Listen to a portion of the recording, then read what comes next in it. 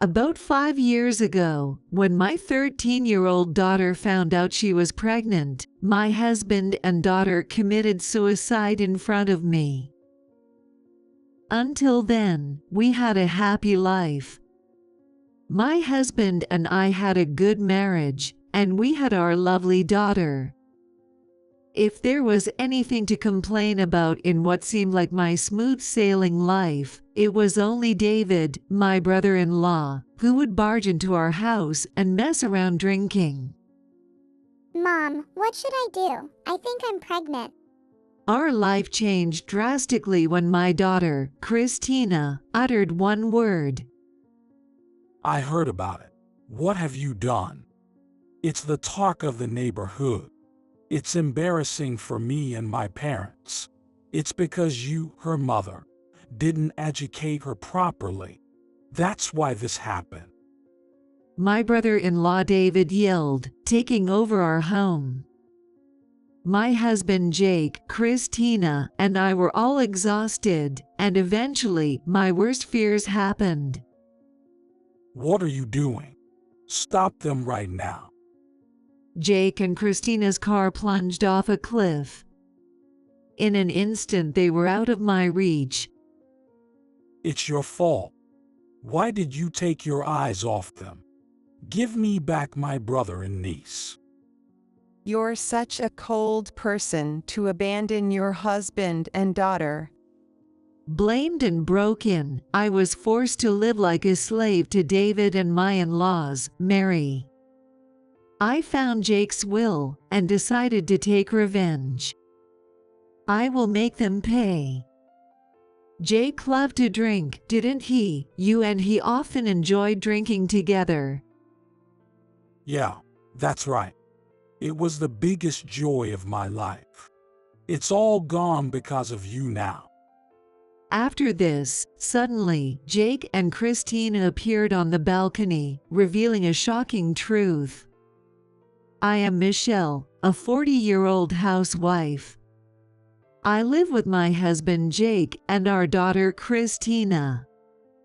I also had a part-time office job, but my income was just small enough to cover our household expenses, and we depended on my husband's earnings for most of our living.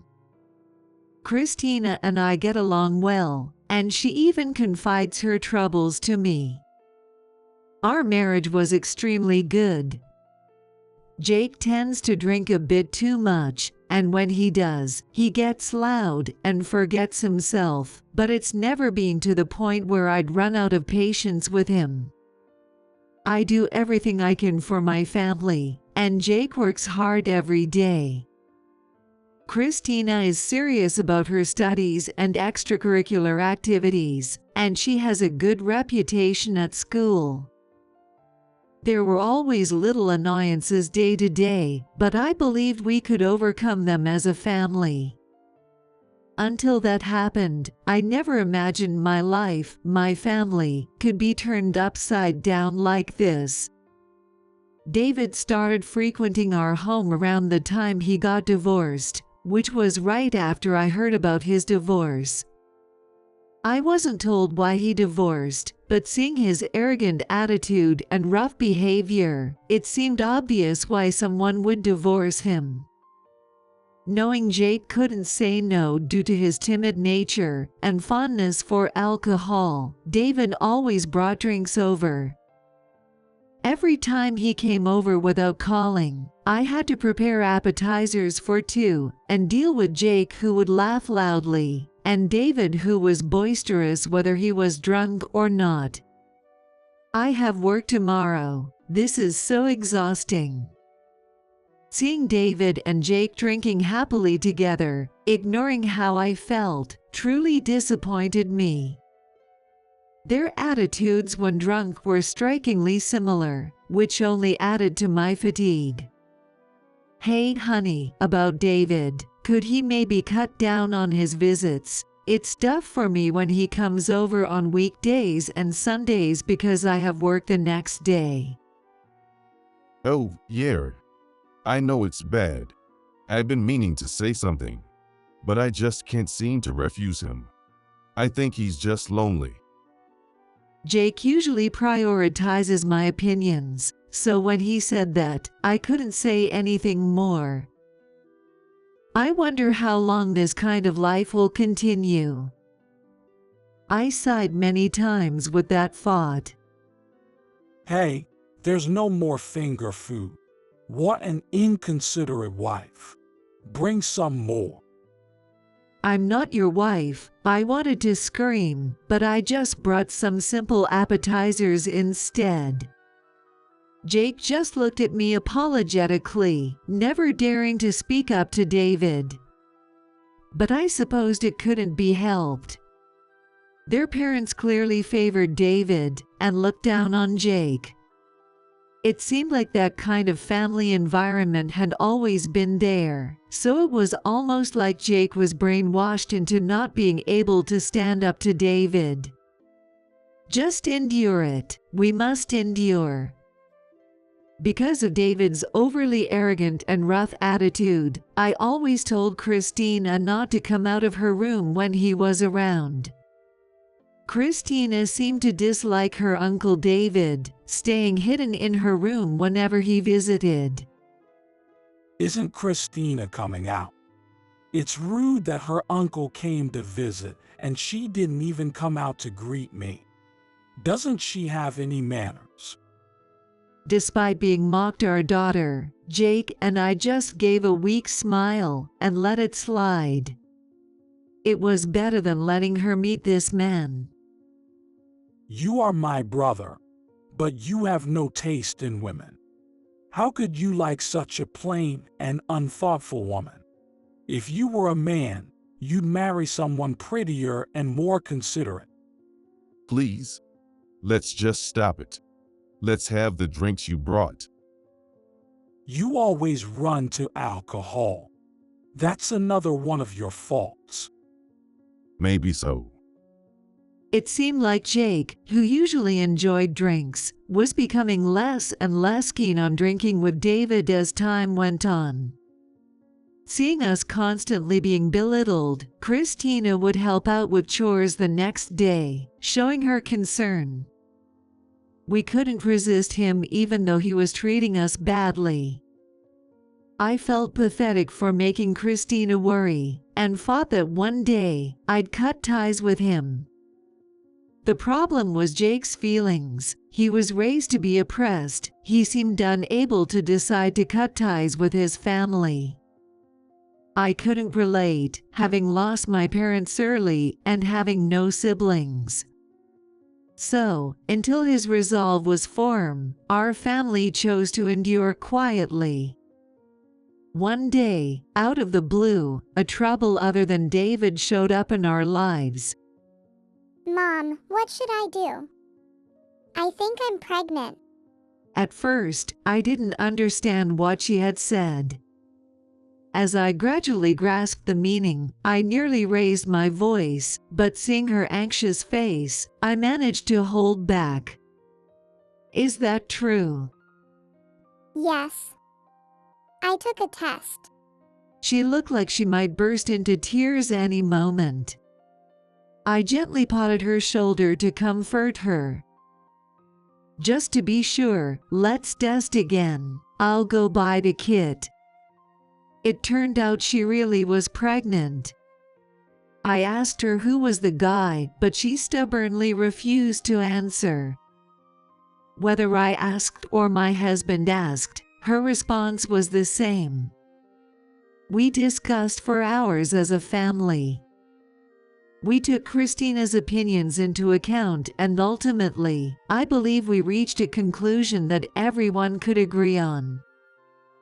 It's good that we found out about Christina's pregnancy early. This way, we can still respond.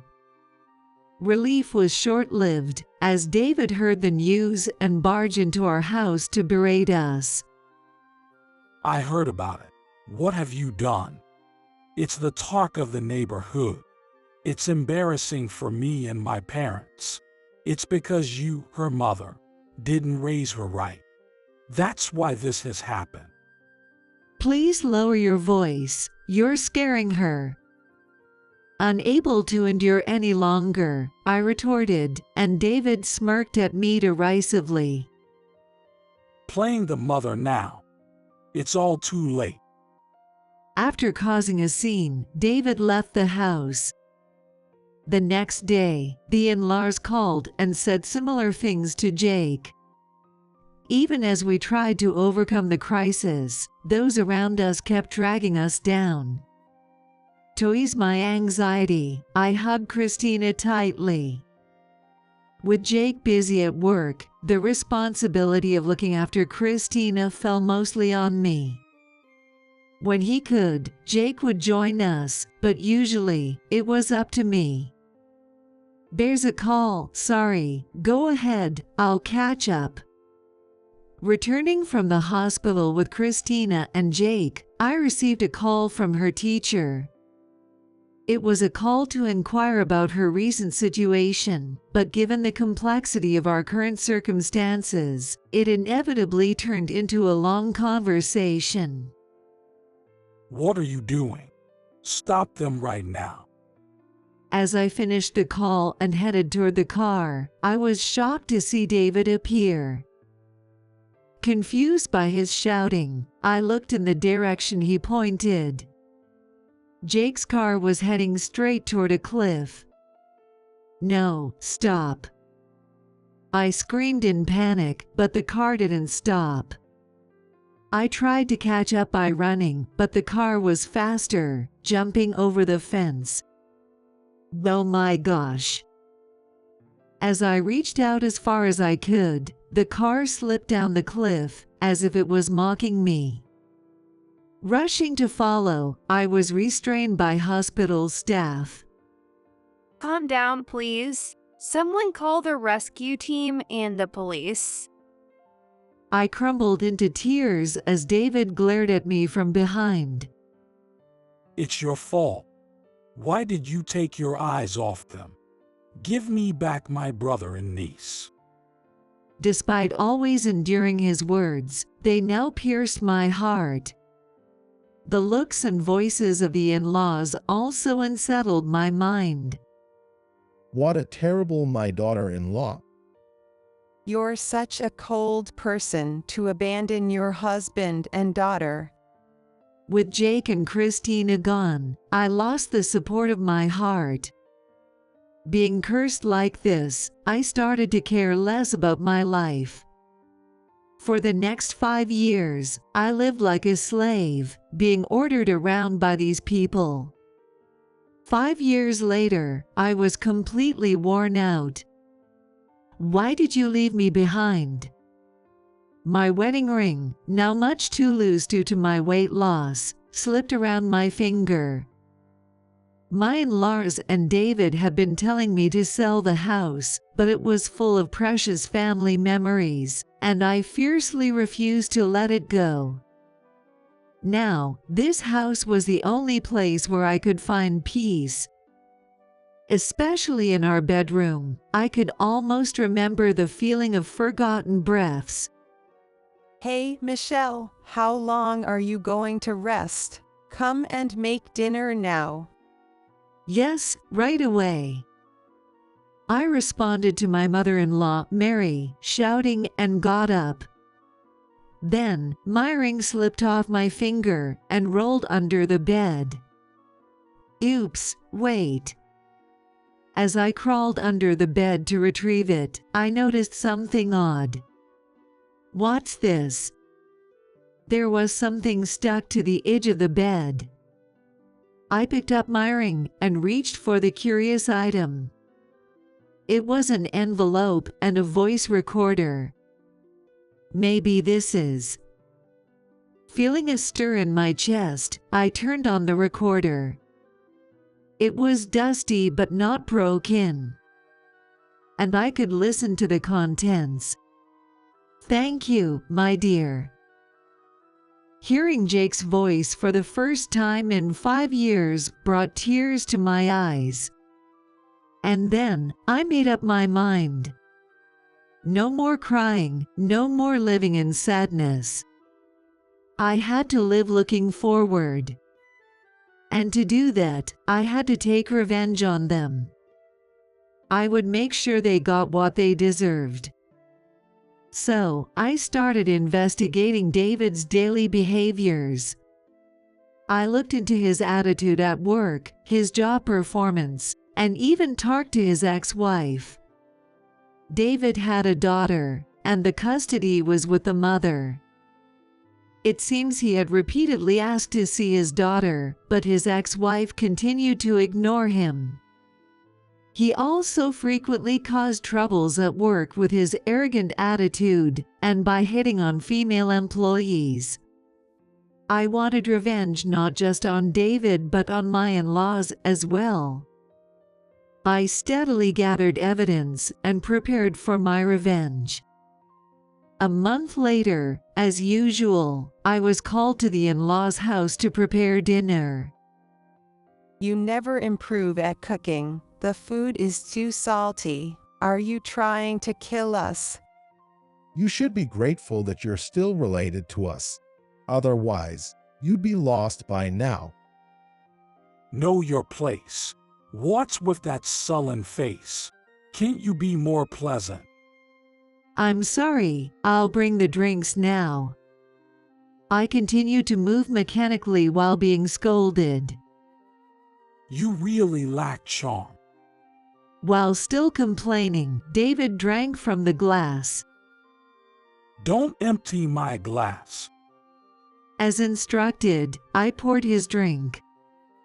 While pouring the second glass, I muttered, "Jake loved to drink, didn't he? You and he often enjoyed drinking together."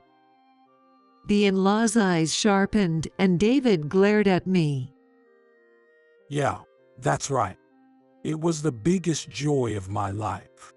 It's all gone because of you now. David splashed the remaining drink from his glass at me. The sharp smell was unpleasant, but it was the reaction I expected. "No, it's fine. My husband is here today." What did you say? Shadows appeared on the balcony. One looked like an adult man, and the other like a middle school student. What is this? What kind of joke is this? David screamed, but I didn't answer. The in-laws were flustered too, though not as visibly frightened as David. Then, I heard Jake's voice. I'm gonna be silenced by my brother? The in-laws gasped, their eyes darting back and forth. David's face paled for a moment, then he raised his voice as if to drown out Jake's. Hey, what's this supposed to mean? Enough with the jokes. Jake continued talking, holding Christina's hand. I found out why David got divorced. I heard it was because he made advances towards his own daughter. I pressed Christina for the truth, and she revealed that it happened after I had fallen asleep when David was visiting. That's nonsense. You think you can get away with this? David lunged at me, so I fled to a corner of the room. His eyes darted around, his face slick with an unusual sweat. He was clearly shaken up. Christina says she's afraid to go to the police. From my behavior, David must suspect I know the truth. There are times when he glares at me with terrifying eyes. Hey, stop it. Where is this coming from? Enough already. David's breathing became ragged quickly, and his complexion turned a reddish black. His bloodshot eyes frantically scanned the surroundings. It was clear he was panicking. Anyone could see he had something to hide. I looked at the man before me with cold eyes. "What's the matter? It's your beloved brother's voice. Haven't you missed it? Maybe you should cherish this moment." David glared at me, but his legs were trembling, unable to move. What are you? Stop it. This. You won't be forgiven for. That's my line. David was in disarray. The man who had tormented me for 5 years was losing his color, which was satisfying. But it wasn't enough. My anger wouldn't subside until he was more shaken. I convinced reluctant Christina to get a prenatal DNA test. The results are hidden in my room. I intend to go to the police, but it might be too late. David let out an indescribable scream. He rushed to the balcony and repeatedly banged on the window glass. Mary, who seemed panicked, hesitantly spoke to David. She was probably also worried that the window glass might break. David, what's wrong? Calm down. Shut up. Get back. Whoa. David pushed his mother, and she fell on her butt on the floor. My father-in-law, George, rushed to help her up, but both were too shaken by David's drastic change to do anything but look on with fearful eyes. Stop it. What's the point of doing this now? It's useless. Then he dashed out to the balcony, and seeing the figures beyond the railing, he collapsed. Jesus Christ. Why? David's fearful, pale expression was almost comical. He remained seated on the floor inside the room, continuing to stare at the figures appearing on the balcony. How? How is this possible? Why are you alive? Aren't you happy? Hearing my voice, David turned his head towards me. Even though he glared, I was not afraid at all anymore. What are you talking about? What does this mean? What's this voice? You did this, didn't you? Rather than that, what do you gain by doing this now? Do you know something about what Jake said? Well, he was at a loss for words. After looking around anxiously, he suddenly stood up with trembling legs and shouted, it's a false accusation. I don't know what you're talking about. My in-laws, who hadn't grasped the situation, snapped back to reality by his scream. They glared at me, raising their voices. That's a poor joke. What do you think you're doing to your husband and daughter? Knowing his parents were on his side seemed to calm him down a bit. David cooled down a bit and walked towards me. That's right. What was that shadow anyway? You set this up, didn't you? How could I? Didn't they come out glaring at you? And it's the voice of someone who's been dead for 5 years. How could I have prepared that? David let out a weird scream. He sat down on the spot and held his head. It seemed pretty clear what he had done in the past. Yet, my in-laws didn't seem ready to give up. There are things you should and shouldn't say. That's right. Our son would never do such a thing. How naive can people be in this situation? But it seemed to have spurred David. He seemed to have an idea and pointed at me with a slight smile while squatting. Is he unable to stand up, pull a thing? Yes, that's it. It's projection mapping. Oh, you figured it out, right? Indeed, the shadows of Jake and Christina were created using projection mapping. While my in-laws and David were out, I had set up a transparent screen on the balcony. I placed a small projector in the yard, projecting the figures from there. At night, neither the screen or the projector would be noticed. David was not pleased that I admitted it so easily, his face turning red as he spat at me. Being clever, huh? You want to harass me that much? I could sue you. Go ahead, I'm thinking of suing you too. What did you say? What I handed him was the prenatal DNA test results Jake had left. Faced with undeniable evidence, his complexion turned even darker. Give it here. Seeing him charge at me, my in-laws screamed. Even those who blindly supported David seemed terrified by this sight. Just some paper. It doesn't mean anything. David snatched the paper with the diagnosis from me and tore it to shreds. Then, seemingly relieved, he began to laugh loudly. All this. It's obviously a lie.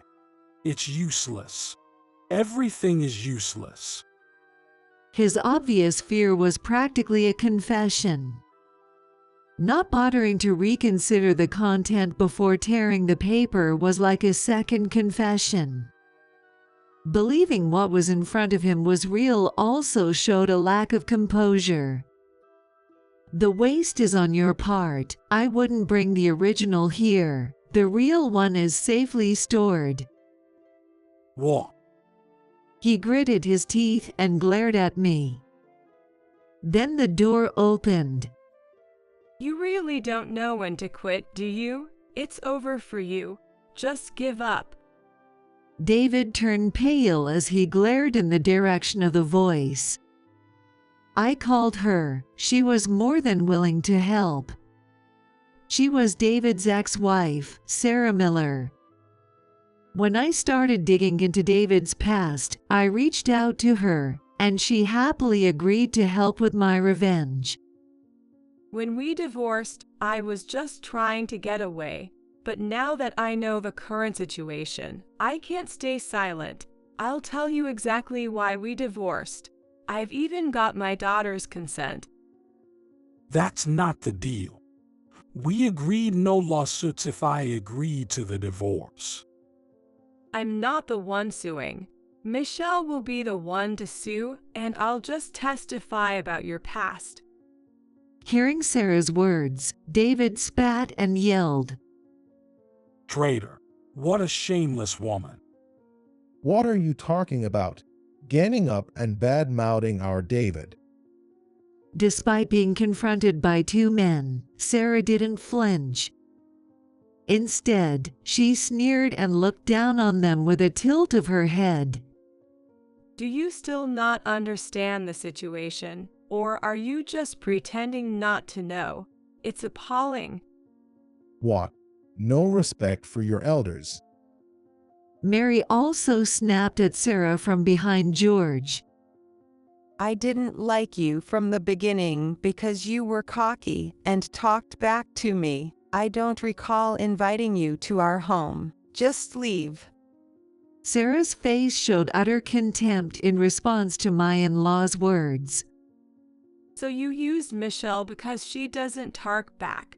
You just made her work to suit yourselves. You're despicable.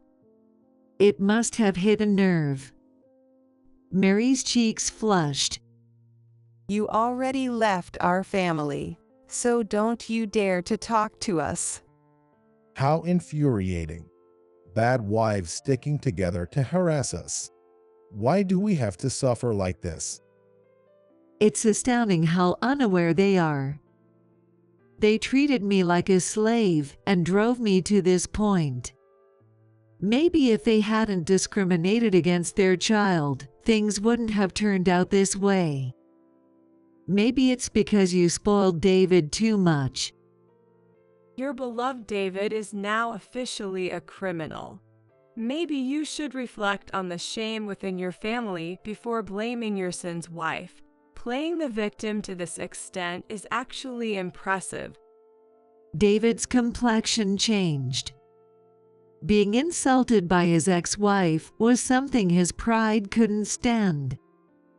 It was too late for anything, but he desperately glared at us as if threatening. Am I a criminal? Don't joke. You might know this, but engaging with a minor under 16 by someone 5 years older is a crime in itself. Evidence.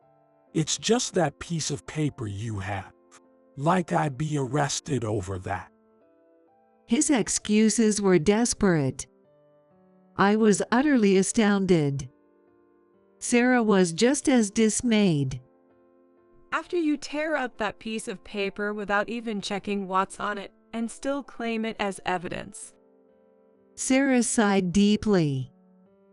I wanted to sigh too. If you really want, I can call another guest. It seems David is still not ready to admit his guilt, since he seems to have forgotten the incident from 5 years ago. How about something more recent? What?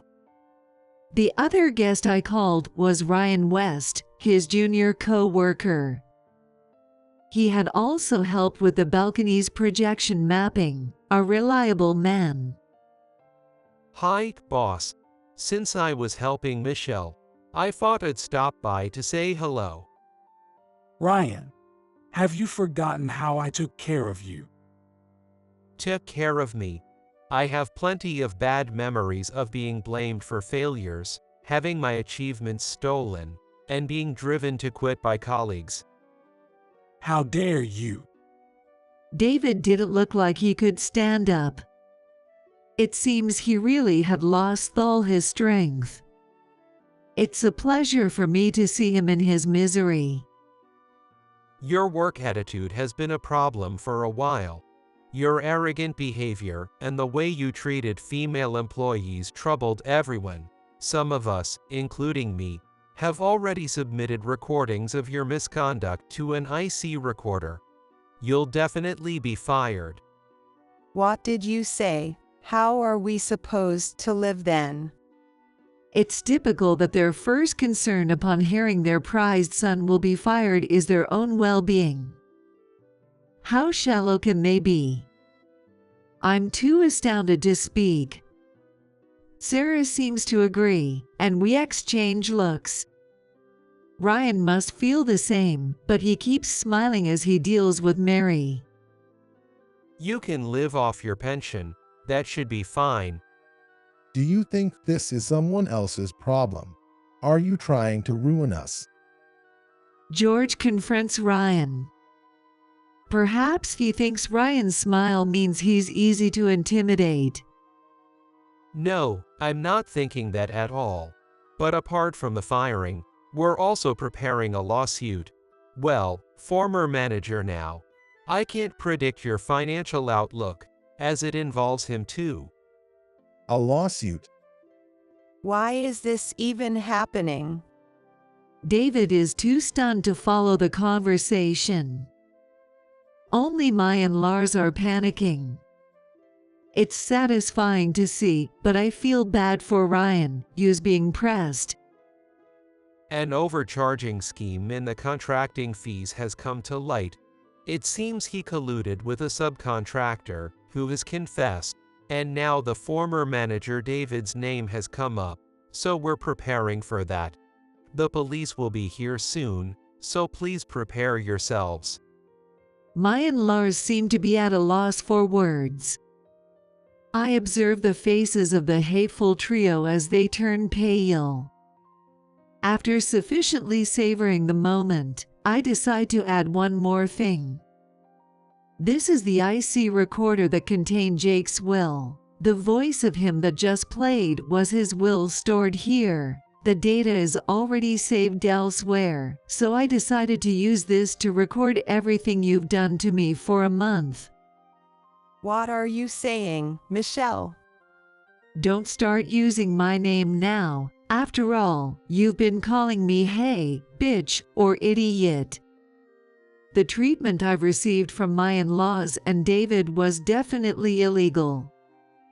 I've recorded them for a month, and my lawyer has assured me the evidence is more than enough to sue.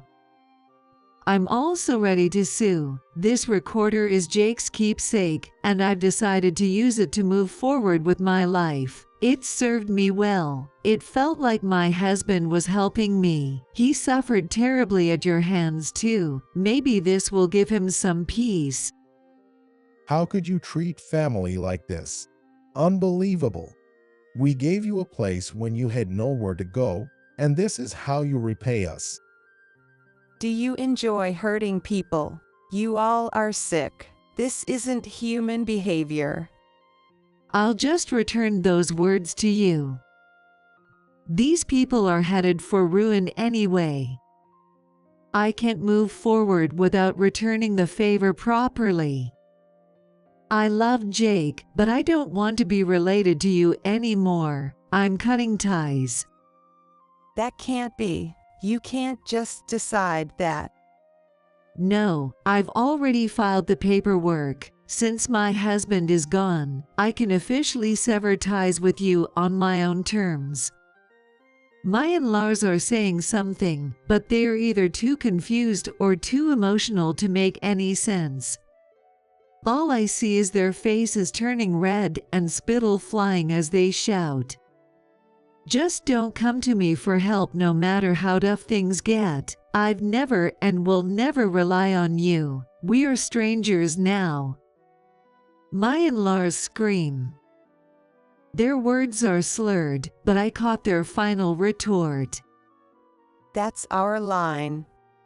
Don't ever show your face again. Yes, I'll gladly do that. All preparations are in place.